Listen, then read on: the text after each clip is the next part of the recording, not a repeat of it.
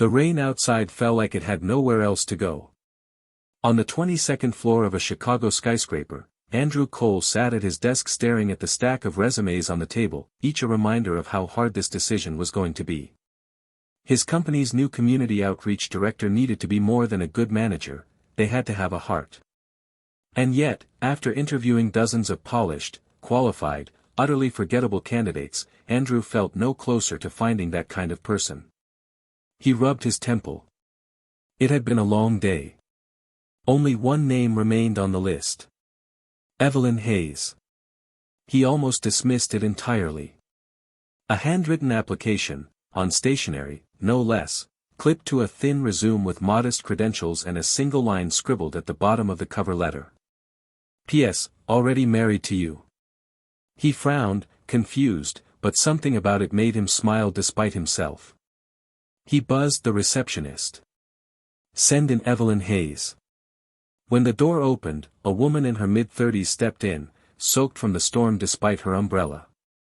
She looked slightly frazzled, a few strands of chestnut hair sticking to her cheek. But her eyes held a warmth that caught Andrew off guard. Sorry I'm such a mess, she said, setting her wet bag down. It's been one of those days. Andrew chuckled. Seems like we both had one. Please, sit. They exchanged pleasantries. She talked about her years volunteering at shelters, organizing food drives in her neighborhood, running programs for at-risk youth. Her resume was unimpressive compared to the Ivy League pedigrees he'd seen all day, but her stories were not. When I was 10, she said, smiling faintly, we lived in a shelter for 3 months. My dad lost his job, my mom was sick, we barely made it. But one day a stranger dropped off a hot meal and sat with us while we ate. He didn't say much, just smiled. I never forgot how human it made me feel again. That's when I decided I'd spend my life making other people feel that way. Andrew didn't realize he'd been leaning forward, hanging on her words. And then he couldn't help himself. One thing I have to ask, Ms. Hayes. On your application you wrote, already married to you. What did you mean by that? She blushed. Oh. That. For the first time, she looked nervous. I wasn't sure if I should come. I saw the posting and thought, well, maybe they're looking for someone like me. But the more I read about the work you've done, the programs you've built, the way you talk about people first, it felt like I'd already found a place I belonged. Like I was already committed. Married to the mission, you know. I guess it was silly. Her eyes dropped. Maybe that's not professional. Andrew sat back, feeling a knot loosen in his chest he didn't even know was there. It had been 2 years since his own wife passed away, a quiet woman who had taught him what love could look like when expressed through service. He'd buried himself in work ever since, forgetting what it felt like to see someone who reminded you why you cared in the first place. You know, he said finally, his voice softer now, it's not silly at all. 3 months later, Evelyn was running the company's biggest food drive yet, standing at the front of the warehouse with sleeves rolled up and clipboard in hand.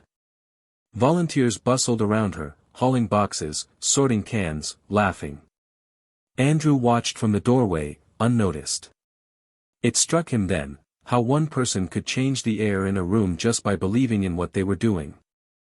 How her kindness made other people want to be kind. She glanced up, caught his eye, and grinned. In that moment, something inside him healed just a little more. That night, after the drive wrapped up, Andrew walked her to her car. The lot was quiet now, the stars peeking through the city haze. I never did thank you, he said. For what? For reminding me what this job is really about. What people are really about. He hesitated, then added, you were right that day.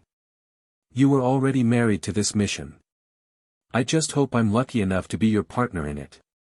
Her smile widened, and for the first time in years, Andrew felt like maybe his own story wasn't over yet. The next morning, a quote appeared on the company's bulletin board, written in Evelyn's careful script. The world is built by those who love it enough to serve it. And below it, in Andrew's handwriting. Married to it already. Sometimes the right person for the job isn't the one with the perfect resume, but the one who has already given their heart to the work. In a world that often feels cold and impersonal, one act of kindness, one genuine soul, can remind us all what humanity really means.